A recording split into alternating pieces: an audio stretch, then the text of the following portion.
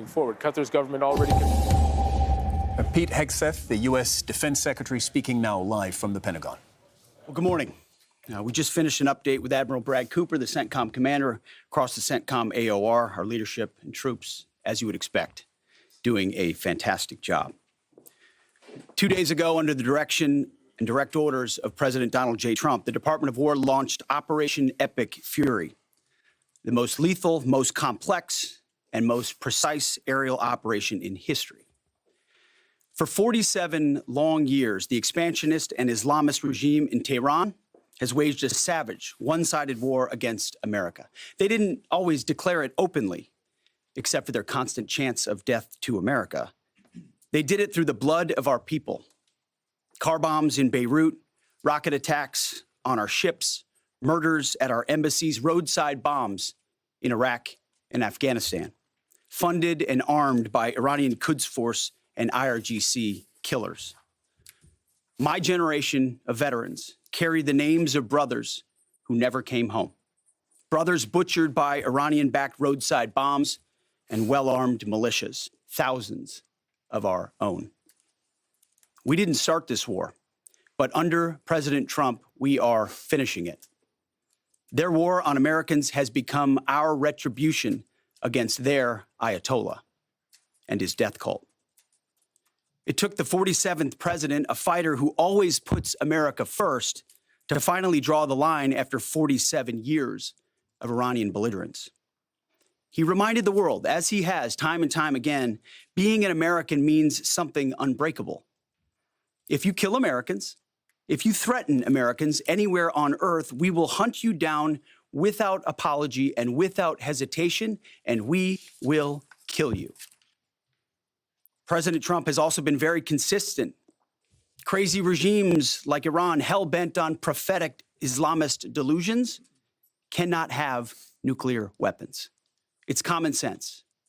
Many have said it, but it takes guts to actually enforce it, and our president has guts. Iran's stubborn and self-evident nuclear pursuits, their targeting of global shipping lanes, and their swelling arsenal of ballistic missiles and killer drones are no longer tolerable risks. Iran was building powerful missiles and drones to create a conventional shield for their nuclear blackmail ambitions. Let me say that again. A conventional shield for their nuclear blackmail ambitions. Our bases, our people, our allies, all in their crosshairs. Iran had a conventional gun to our head as they tried to lie their way to a nuclear bomb. It almost worked under Obama and his terrible deal, but not under this president. Turns out the regime who chanted death to America and death to Israel was gifted death from America and death from Israel. This is not a so-called regime change war, but the regime sure did change, and the world is better off for it. Today, in their desperation, the enemy is unmasked as Iranian missiles and drones rain down indiscriminately on the hotels, airports, apartments, and other civilian targets of their neighbors. Cowardly terrorist tactics from a regime that for decades has trafficked in cowardly terrorist tactics, lies, death, and destruction to this day. The Iranian leadership has built nothing except proxies and missiles and drones and deeply buried nuclear factories and facilities.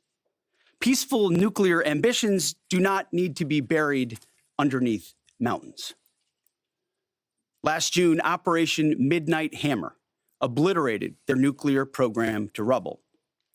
Afterward, we told them plainly, that's it, now make a deal. They arrogantly refused. We said, rebuild it, and we'll stop you again, this time far worse. Well, President Trump, Secretary Rubio, Steve Witkoff, Jared Kushner, they bent over backwards for real diplomacy, offering pathway after pathway to peace. I watched it. I was there.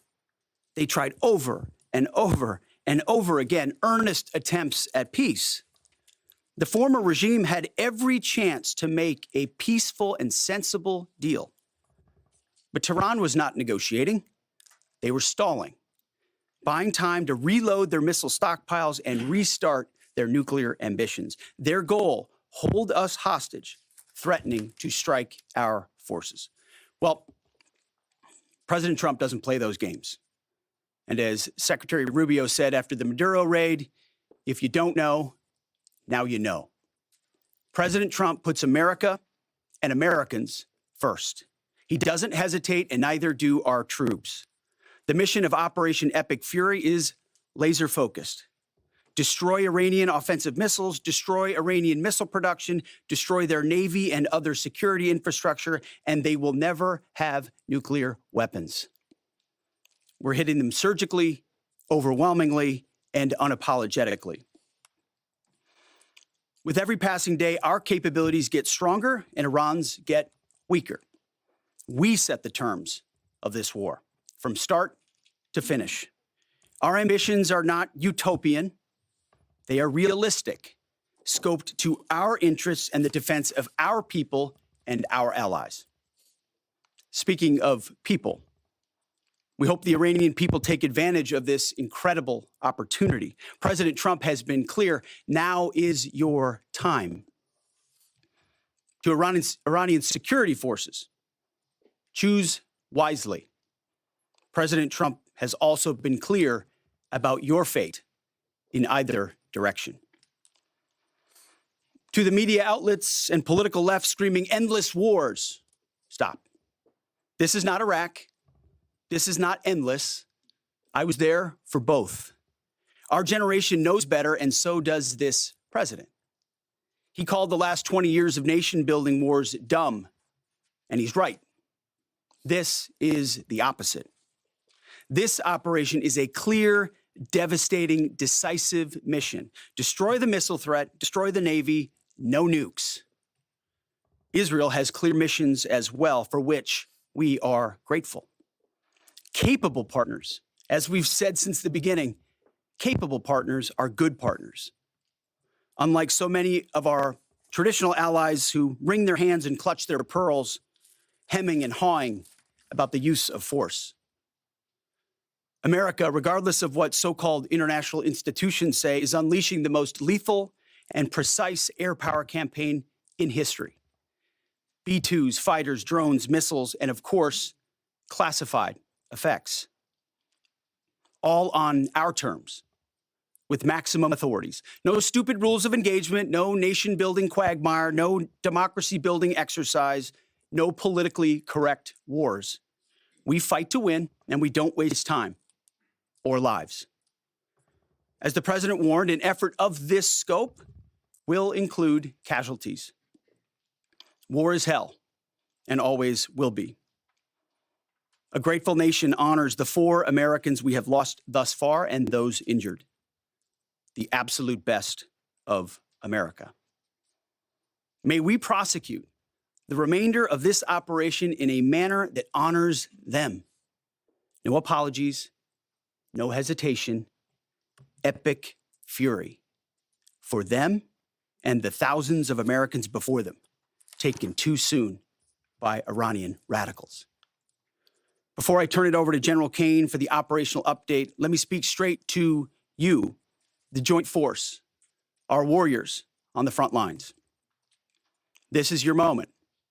This is the generational turning point America has waited for since 1979, and since the rudderless wars of hubris my generation, our generation, endured. Don't listen to the noise. Just stay focused. Our commander-in-chief is steady at the wheel. We face a determined enemy, but you are better. But we must prove it every single day. History doesn't care if we're tired, if we're scared, or if the fight feels big. It demands warriors who rise anyway. Peace through strength, the warrior ethos, lethality, unity of purpose, those are not slogans. They're the beating heart of what it means to wear the uniform, that uniform. You think clearly under fire, you act decisively in chaos, you uphold the Constitution, and you uphold our country without hesitation. We are not defenders anymore. We are warriors, trained to kill the enemy and break their will. History is watching. Be the force you swore an oath to be, focused, disciplined, lethal, and unbreakable. We will finish this on America First conditions of President Trump's choosing, nobody else's, as it should be. And know this above all, President Trump and I have your back always. Through fire, through criticism, through fake news, through everything. We unleash you because you are the best, most powerful, most lethal fighting force the world has ever seen. May Almighty God watch over you and his providential arms of protection extend over you. Godspeed, warriors, and keep going. General Kane, over to you. Thank you, Mr. Secretary, and good morning, everyone. The purpose of my portion of the briefing today is to update you and the American people on the actions taken thus far. The briefing will discuss the preparation, the planning, setting the force, the early operations, and how we're assessing the progress thus far. So let's get started. On Saturday, 28 February at 01:15 Eastern Standard Time, 9:45 a.m. local Tehran time, on the orders of the President of the United States, U.S. Central Command, under the command of United States Navy Admiral Brad Cooper, commenced Operation Epic Fury. As I said, I'm going to walk you through the initial phases of the operation. But first, I want to express my deep condolences and the condolences of the Joint Force to the Department of War personnel killed and wounded in actions thus far. As the Secretary said, they're heroes and represent the best of our nation has to offer. They're true examples of what selfless service means. Our deepest and heartfelt condolences are with their families, their friends, and their units. We grieve with you, and we will never forget you. Additionally, I stand here before you today grateful for each service member, planner, logistician, operator across our joint force, for our Department of War civilians, our intelligence community teammates, our interagency teammates who continue to stand in harm's way alongside us. I am proud of all of you as you take the fight to the enemy, and we are the best in the world at integrating, period. I want to extend my personal gratitude to the dedicated commanders and senior enlisted leaders and the enlisted members of the Joint Force who are fighting this fight across the CENTCOM AOR. In addition to Admiral Cooper and Fleet Master Chief Compton, I want to highlight a few today. U.S. Army Central Command Commander Lieutenant General Pat Frank, who, along with his team, are fighting the counter-missile and counter-drone fight. United States Navy Central Command Commander Vice Admiral Kurt Renshaw and his team, who are engaged with the Iranian Navy and projecting American naval combat power from the seas. And United States Air Force Central Command Commander Lieutenant General Derek France and his leadership team, who are crushing Iranian targets from the air. I want to highlight the support to the CENTCOM fight from other combatant commands who are directly involved with this effort, to include U.S. Spacecom, U.S. Cybercom, and U.S. EUCOM. I also want to specifically call out United States Transportation Command and U.S. STRATCOM for their contributions to this fight. We cannot project American combat power at the time and place of our choosing without both. And finally, I want to express how deeply thankful I am for the continued service and sacrifice of the entire Joint Force and their families. Their unwavering commitment and dedication are the cornerstones of this effort. So let me start with a few details. First, to be clear, as the Secretary said, this is not a single overnight operation. The military objectives that CENTCOM and the Joint Force have been tasked with will take some time to achieve, and in some cases will be difficult and gritty work. We expect to take additional losses, and as always, we will work to minimize U.S. losses. But as the Secretary said, this is major combat operations. So let me talk about the preparation and the planning. On February 28th, the full strength of America's armed forces came together in a unified purpose against a capable and determined adversary. The United States Army, Navy, Marine Corps, Air Force, Space Force, Coast Guard, and our reserve components integrated our our combatant commands and began coordinated operations with the Israeli armed forces of an unprecedented scale. As the Secretary laid out, our military objectives are clear. Our mission is to protect and defend ourselves and, together with our regional partners, prevent Iran from the ability to project power outside of its borders and be ready for follow-on actions as appropriate. Across every domain, land, air, sea, cyber, the U.S. Joint Force delivered synchronized and layered effects designed to disrupt, degrade, deny, and destroy Iran's ability to conduct and sustain combat operations. On the U.S. side, this marked the culmination of months and in some cases years of deliberate planning and refinement against this particular target set. From precision strikes against key military infrastructure to persistent intelligence and targeting integration to the close coordination of the components across vast distances, this operation again demonstrated America's reach, readiness, and professionalism, and that of our joint united force. It was historic not only in the operational scope, but in the level of joint integration displayed across every element of the joint force. And as I said earlier, this work is just beginning and will continue. So now to talk a little bit about setting the force and setting the theater. On the order of the Secretary of War over the last 30 days to reinforce deterrence and provide the President with credible options should action be required, the Joint Force began to systematically reposition assets and personnel across the region. These movements ensured that U.S. forces remained postured, protected, and ready to respond decisively for any emerging threat. This deployment included thousands of service members from all branches, hundreds of advanced fourth and fifth generation fighters, dozens of refueling tankers, the Lincoln and Ford Carrier Strike Group and their embarked air wings, sustained flow of munitions, fuel, supplies, all supported with command and control, intelligence, surveillance, and reconnaissance network. And the flow of forces continues today. In fact, Admiral Cooper will receive additional forces even today. This rapid buildup of forces demonstrated the joint forces' ability to adapt and project power at the time and place of our nation's choosing. I want to highlight a couple specific cases for you. The Gerald R. Ford Carrier Strike Group, which many of you know was down in the Western Hemisphere, redeployed across the Atlantic to set the theater. The ship, her crew, their families, and the entire strike group took a deep breath, and as they always do, began planning to conduct combat operations. The integrated Reserve and National Guard forces have continued to demonstrate the value of America's reserve forces, including the Wisconsin Army National Guard operating in Kuwait and Iraq, and Air National Guard units from a variety of states to include Vermont and Virginia.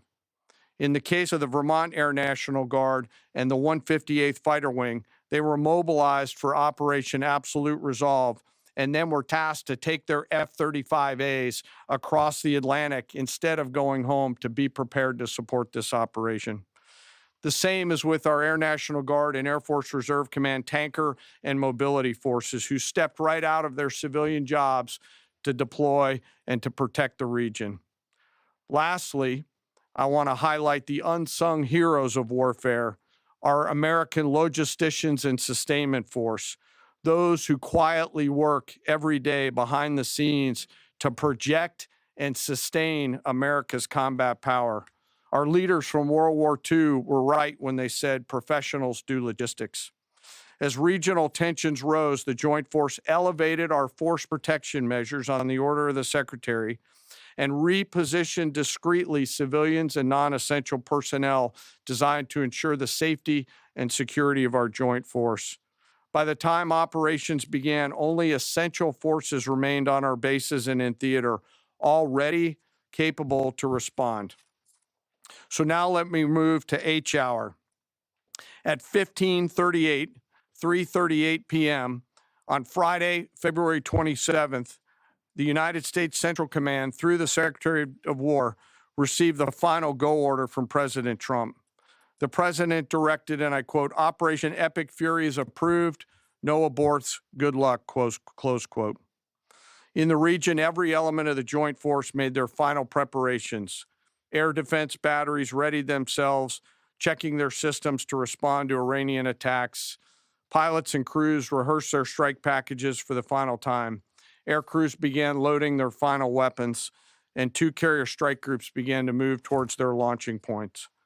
Across the globe, our operations centers came alive in Tampa, Florida, here at the Pentagon, and of course forward in the Central Command AOR. As always, operational security was paramount as we sought to maintain and sustain the element of surprise. This operation was highly classified so that at H hour, the enemy would see one thing: speed, surprise, and violence of action. The first movers were U.S. Cybercom and U.S. Spacecom, layering non-kinetic effects, disrupting and degrading and blinding Iran's ability to see, communicate, and respond. At H hour, the beginning of major combat operations, 01:15 local Eastern Daylight Time, 9:45 local AM Tehran time, as dawn crept up across the Central Command AOR, the skies surged to life. More than 100 aircraft launched from land, sea, fighters, tankers, airborne early warning, electronic attack, bombers from the States, and unmanned platforms, forming a single synchronized wave. This was a daylight strike based on a trigger event conducted by the Israeli Defense Forces, enabled by the U.S. intelligence community. The first shooters at sea were Tomahawks unleashed by the United States Navy, closed in on Iranian naval forces, and began to conduct strikes across the southern flank in Iran. On the ground, forces fired precision standoff weapons, measured, deliberate, precise, and lethal. This was a massive, overwhelming attack across all domains of warfare, striking more than 1,000 targets in the first 24 hours. We are now roughly 57 hours into the operation. In the initial phase, CENTCOM's focus was systematic targeting of Iranians' command and control infrastructure, naval forces, ballistic missile sites, and intelligence infrastructure designed to daze and confuse them. Coordinated space and cyber operations effectively disrupted communications and sensor networks across the area of responsibility, leaving the adversary without the ability to see, coordinate, or respond effectively. The combined impact of these strikes, swift, precise, and overwhelming, has resulted in the establishment of local air superiority. This air superiority will not only enhance the protection of our forces, but also allow them to continue the work over Iran. Over the course of the last 2 days, the Joint Force has launched hundreds of missions from land and sea and delivered tens of thousands of pieces of ordnance. The effort continues to scale. This included American B-2 bombers, which again, similar to Midnight Hammer, flew a 37-hour round-trip sortie from the continental United States, dropping precision, penetrating munitions on Iranian underground facilities across the southern flank and slightly deeper. Additionally, Israel has separately executed hundreds of sorties against hundreds of targets. Beyond Air Force and Navy aircraft strike packages, coordinated salvos of precision standoff weapons from across the region have neutralized hundreds of pre-planned targets. As I mentioned earlier, in support of these kinetic operations, U.S. Cybercom and Spacecom have continuously layered effects to disrupt, disorient, and confuse the enemy. I will note that this operation had several combat firsts, which I'll allow at some point in the future Admiral Cooper to talk about since he owns the AOR. While we've prosecuted a relentless offensive campaign, our defense has been equally important. Across the theater, operations have remained steady and disciplined. Once again, our integrated air and missile defense network is performing exactly as it's intended. U.S. Patriot and THAAD batteries, along with ballistic missile defense-capable Navy destroyers, continue to coordinate and execute intercepts with precision and consistency. I wish that every American could hear the voice communications like I have as these joint operations centers remain calm, focused, and cool while executing under fire over and over again. Collectively, these systems have intercepted hundreds of ballistic missiles targeting U.S. forces, our partners, and regional stability. The threat from one-way attack UAVs has remained persistent. Our systems have proven effective in countering these platforms, engaging targets rapidly. Each intercept represents hundreds of hours of training, readiness, and technology all coming together to work as designed. We will remain vigilant in the counter UAV fight. And the defense of the region is not ours alone. As the threat grew, our partners surged in beside us. Air defense batteries in Qatar, the UAE, Kuwait, Jordan, and Saudi Arabia joined the fight, proof positive that years of training, trust, and hard-earned integration pay off. I am aware of the loss of 3 U.S. Air Force F-15Es overnight in the region. I am grateful for the safety of the crews, and we know that this was not from hostile enemy fire. As this matter's under investigation, I'll not comment further on this. Let me close. Operations will remain active across the theater and across the globe.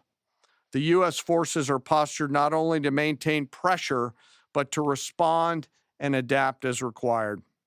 Operation Epic Fury stands as a reminder of what the United States military uniquely delivers: the ability to project power on a global scale with speed, surprise, precision, and overwhelming force when and where our nation requires it.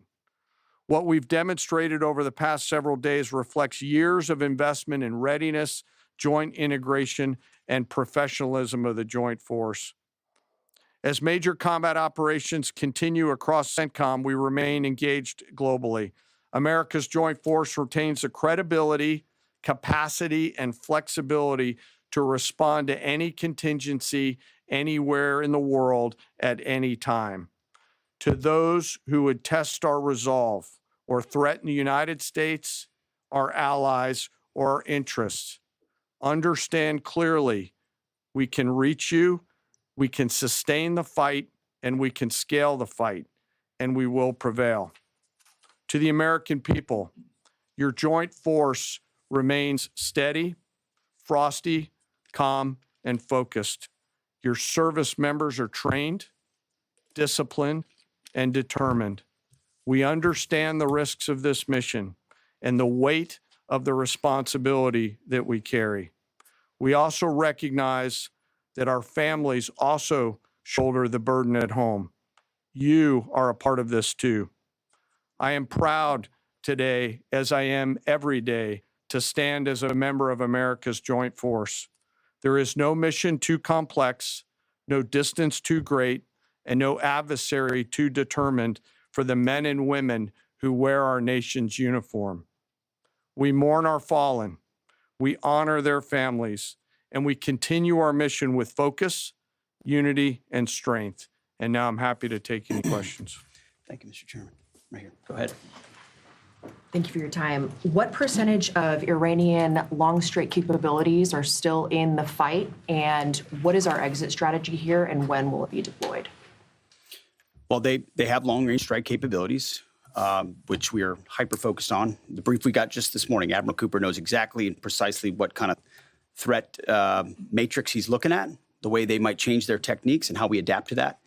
So we're making sure the theater commander has absolutely everything he needs. I mean, one of the things the chairman mentioned is for months and months, even before we built up, we ensured that we had maximum defensive capabilities in theater to allow the president the decision space in the future. So even before this build up in the last 30 days, we discreetly brought defensive assets in to make sure, understanding that there are Iranian capabilities. As far as time frame, I would never hang a time frame from our perspective. The commander-in-chief sets the op tempo and terms of this fight. As I said, it's on his terms. And we'll make sure that Admiral Cooper and his team have everything they need, not just to defend. I mean, the best defense is good offense. And so we're aggressively pushing into that airspace over that southern flank to ensure that we control it and we destroy anything that moves that would attempt to shoot us. Think of it as shooting the archer instead of the arrows. That's where we want to be. And we have the kind of exquisite intelligence to get over the top, find that and destroy it. It won't happen overnight. This is a big battle space with a lot of capabilities. That's part of the reason why it's such a threat to us. That's why I talk about conventional umbrella to blackmail nuclear ambitions. They were building up this conventional arsenal in order to ensure that no one would ever block them from their ability to get nuclear weapons. So we're very clear-eyed about the nature of this Iranian threat, and we're going to get after it. I don't know if you have anything to add to that, Mr. Chairman.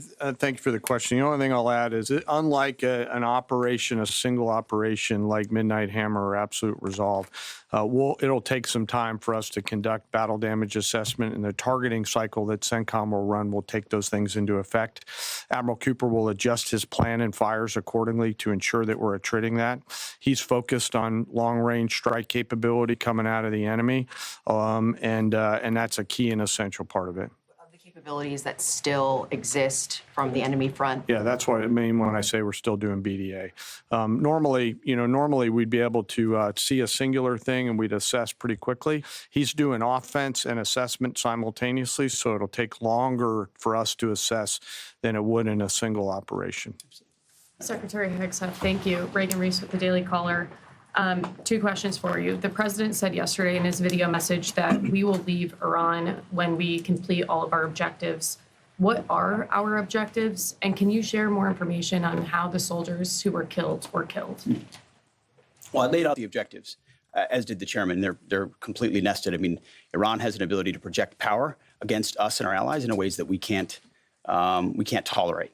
So whether that's ballistic missiles and drones, so offensive capabilities, effectively their Navy, which would attempt to set other terms and impose different costs, drone capabilities, which we laid out there. And ultimately, though, this tying it back to Midnight Hammer, the president has been willing to make a deal.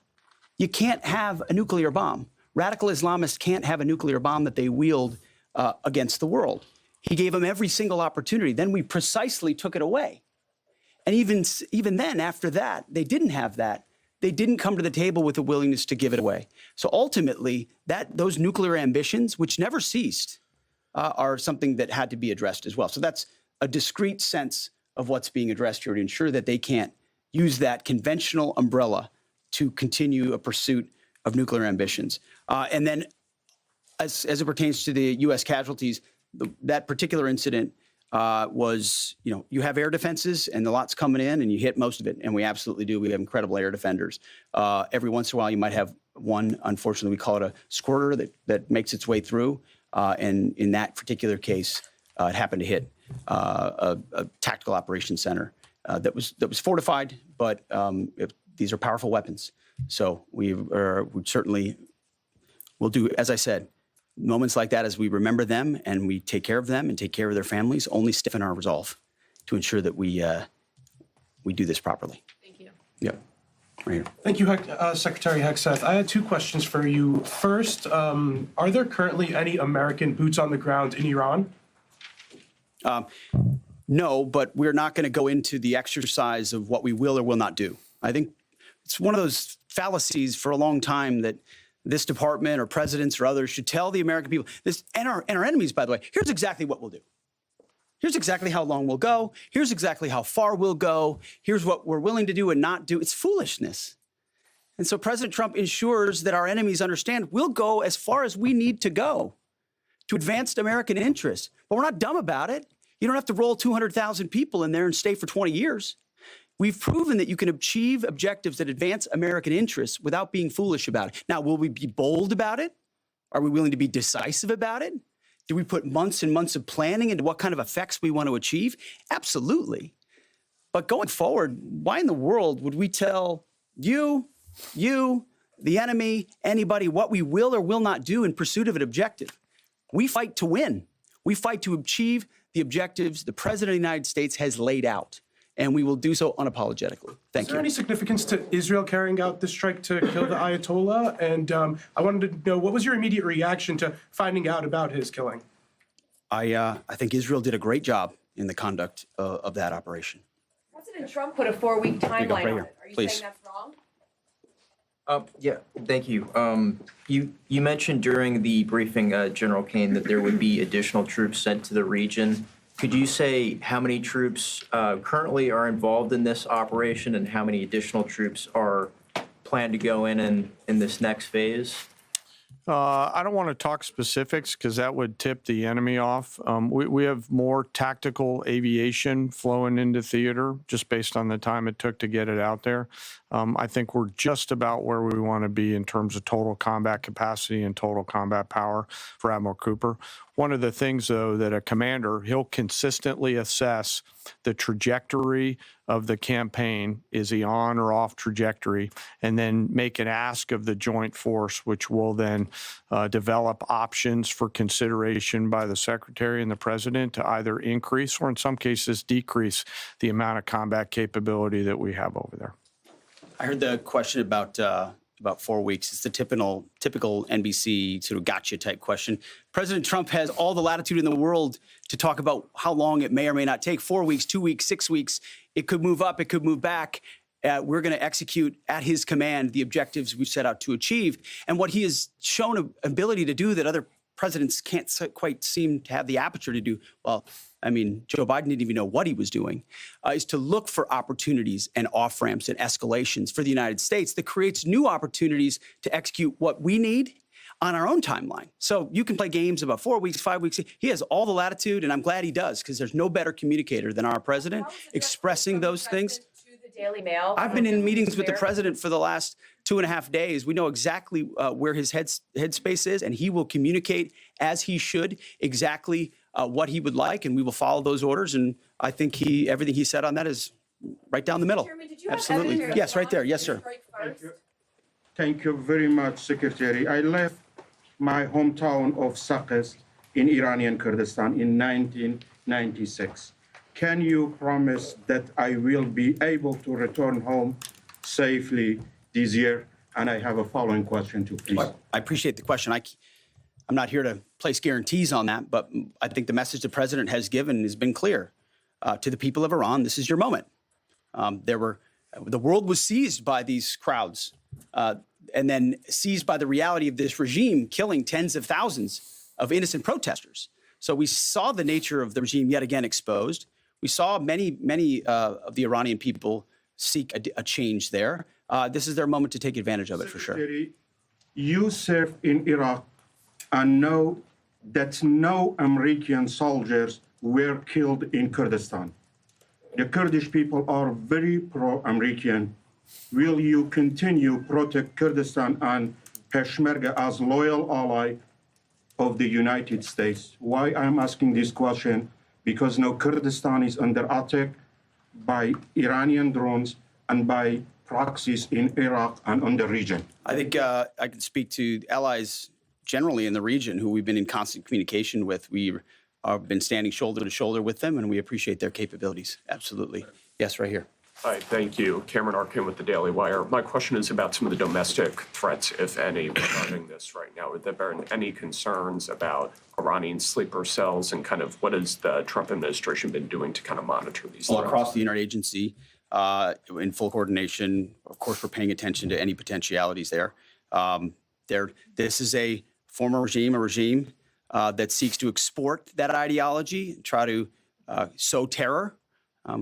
We're ready for that. We've seen these types of folks before, and the American people can rest assured that we're vigilant on that. Right here. Secretary, thank you. Kind of a follow-up on that last question. There was just this, what appears to be a terrorist attack in Austin yesterday. How does that change the operation at all? What effect does that have? And It doesn't change the operation at all, and I know the authorities are executing exactly the way they should. Secretary Hegseth, and one for Chairman Kane as well. I understand, to your point here, that you don't want to broadcast everything for our adversaries to hear, but the American people also want to know what they're sending their men and women to war for. Is there a concern of this spiraling into a longer war? And then one for the chairman when you're done. Did you not hear my remarks? I mean, we're ensuring the mission gets accomplished, but we are very clear-eyed, as the president has been, unlike other presidents, about the foolish policies of the past that recklessly pulled us in to things that were not tethered to actual clear objectives. So we know. We have plans, we have generals, we have chairmen, we have commanders, CENTCOM commanders, Admiral Cooper, who's executing very deliberately to ensure outcomes that I laid out are accomplished. But we would never, in front of a press pool, lay out how long that may take. The mission for our warfighters, which is what matters to us, is very, very clear. And they're executing it right now violently. And just for the chairman quickly, I have one for the chairman. You said this is not a one-night operation. It will take time to achieve the goals. What would be the goal line here for you?